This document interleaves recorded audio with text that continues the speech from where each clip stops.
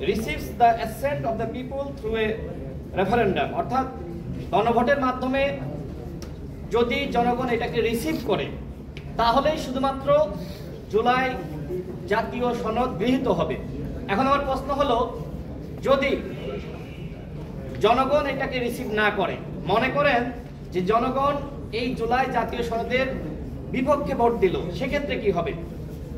আমরা জানি যে আগামী নির্বাচনে আওয়ামী লীগ বা তাদের দোসররা হয়তো অংশ নিতে পারবে না, কিন্তু যারা আওয়ামী লীগকে ভোট দিয়েছে, যারা এই সরকারকে মানে না, যারা জুলাই জাতীয় সনদকে মানে না, তারা কি করবে?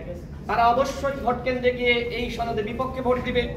আবার মনে করেন যে ঐক্যমত কমিশনে যারা আসলে সংস্কারের কিছুটা বিপক্ষে বা এখনই বাস্তবায়িত হোক সেটা চাচ্ছে না, তারা কোন দিকে ভোট দিবে?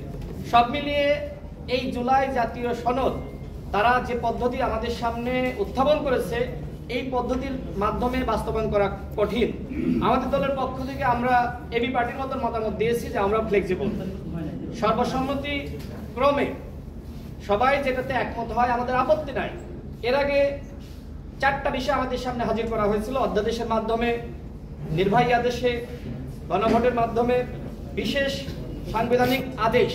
আজকে তারা 3টাকে বাদ দিয়ে একটা সামনে হাজির করেছেন এবং বলছেন যে এটা চূড়ান্ত মতামত দিয়েছে। তো আমার কাছে যেটি মনে হয় যে সরকারকে সিদ্ধান্ত নিতে হবে। রাজনৈতিক দলগুলো কোনোভাবেই একমতে আসতে পারবে না, সেই বাস্তবতা নাই। সরকার সেই জায়গায় যেটি করছে যে তারা বলটা যখন তাদের কোর্টে, তারা তাদের কাছে না রেখে তারা আবার আমাদের পায়ে বল দিয়ে দিচ্ছে, মানে আমরা আবার খেলি। এই যে দলগুলোর মধ্যে বিভাজন, আমার কাছে মনে হয় যে সরকার এটাকে উস্কে দিচ্ছে। সরকার চাইলে কিন্তু খুব সহজে একটা সিদ্ধান্তে তারা উপনীত হতে পারে। আমরা গত পরশুদিনের মিটিংয়ে যেটি হয়েছে, সেখানে বিএনপি, জামাত ইসলাম, গণ অধিকার পরিষদ, এনসিপি, গণতন্ত্র মঞ্চ, 12 দলীয় জোট, প্রত্যেকটা দলের পক্ষ থেকে, জোটের পক্ষ থেকে বলা হয়েছে যে আপনারা একটি আইনি ভিত্তি দাঁড় করান, আমাদের সামনে আপনারা সেই ভিত্তি উপস্থাপন করেন এবং আপনারা একটি সিদ্ধান্ত গ্রহণ করেন। কিন্তু সরকার মনে হচ্ছে দায় নিতে চাচ্ছে না, এই জন্য সরকার কোনো সিদ্ধান্ত গ্রহণ করতে চায় না। দেখেন, জনগণ কিন্তু গণ অভ্যুত্থানের মাধ্যমে বা বিপ্লবের মাধ্যমে এই সরকারের উপরে ম্যান্ডেট দিয়েছে রাষ্ট্র সংস্কার করার, গণহত্যার বিচার করার এবং একটি অবাধ সুষ্ঠু নিরপেক্ষ নির্বাচন জাতিকে উপহার দেওয়ার। সরকার জনগণের এই ম্যান্ডেটকে রক্ষা করছে না। সরকার এখন আমাদের সাথে আলোচনা করছে, কিন্তু আমরাই তো এদেশের জনগণের পুরোপুরি প্রতিনিধিত্ব করি না। এদেশের লাখো কোটি মানুষ, জনগণ কি চাই? জনগণ চাই সংস্কার, এবং ডক্টর মোহাম্মদ ইউনূসের নেতৃত্বাধীন সরকারকে জনগণ সবাই সমর্থন দিয়েছে। সুতরাং সরকার যদি সিদ্ধান্ত নিতে ব্যর্থ হয় তাহলে এই সনদ কোনোভাবে বাস্তবায়িত হবে না। কারণ দলগুলো আমি চ্যালেঞ্জ করে বলতে পারি, যারা আলোচনা করছি তারা কোনোভাবেই ঐক্যমতে পৌঁছানো সম্ভবপর নয়। হ্যাঁ, আমরা হয়তো আংশিক ঐক্যমতে আসতে পারি, কিন্তু শতভাগ ঐক্যমতে কি আমরা আসতে পারবো?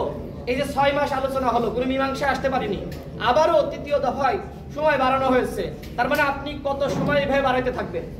এইভাবে যদি সময় বাড়তেই থাকে এবং নির্বাচন যদি ডিলে হয়, সেক্ষেত্রে তো আওয়ামী ফেসিবাদ, এই যে আমাদের ভিতরে যে ধরনের বিভাজন, এই বিভাজনের সুযোগে তারা ফিরে আসবে। সুতরাং আমরা সবার প্রতি আহ্বান রাখতে চাই, ছাড় দেওয়ার মানসিকতা অর্জন করেন। হ্যাঁ, আপনি বড় দল হতে পারেন, আপনি মাঝারি দল হতে পারেন, আপনি ছোট দল হতে পারেন, কিন্তু জনগণের স্বার্থে যদি আপনি ছাড় না দেন তাহলে এই জনগণ কিন্তু আপনাকে প্রত্যাখ্যান করবে। জনগণের যে আকাঙ্ক্ষা সেটি আপনাদেরকে বিবেচনা করার অনুরোধ জানাচ্ছে গণ অধিকার পরিষদ।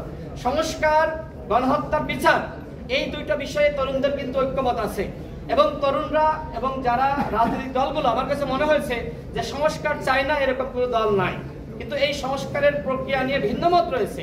এই ভিন্নমতকে ঐক্যমতে আনার দায়িত্ব সরকারের। সরকার সেই দায়িত্ব পালন করছে না। আমি মনে করি যদি নির্বাচন ডিলে হয়, সরকারের এই চোর পুলিশ খেলার মাধ্যমে ডিলে হবে।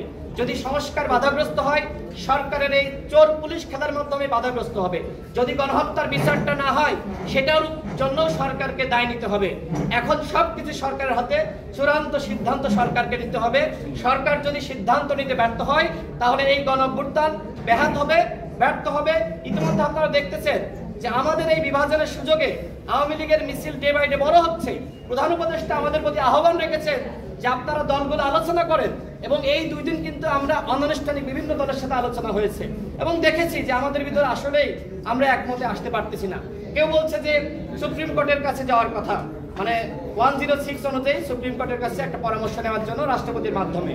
দেখেন এই সরকার কিন্তু সাংবিধানিক সরকার এবং ওইভাবেই কিন্তু রাষ্ট্রপতি যখন সুপ্রিম কোর্টের কাছে পরামর্শ চেয়েছে তার ভিত্তিতে সরকার গঠিত হয়েছে। আমাদের সামনে সবথেকে বড় ক্রাইসিস হলো যে এই সরকার একদিকে সংবিধান অর্ধেক মানছে না, এই কারণে বড় সমস্যা বা সংকট হয়েছে। সরকার যদি শুরুতে সংবিধান স্থগিত করে আজকে এই সংস্কার আলোচনা করত, তাহলে এই ধরনের সমস্যা সংকট আমাদের পাড়ি দিতে হতো না। আমি সর্বশেষ আবারও বলতে চাই, সরকারকে সিদ্ধান্তে উপনীত হতে হবে। সরকার যদি তার বল আমাদের পায়ে দিয়ে দেয়, আমরা বিভিন্ন দিকে আমরা লাথি দিতে থাকবো, শেষমেশ কিন্তু গোল হবে না। সুতরাং এই মুহূর্তে গোল দেওয়ার দায়িত্ব সরকারকে সিদ্ধান্ত নিতে হবে। ধন্যবাদ সকলকে। ধন্যবাদ।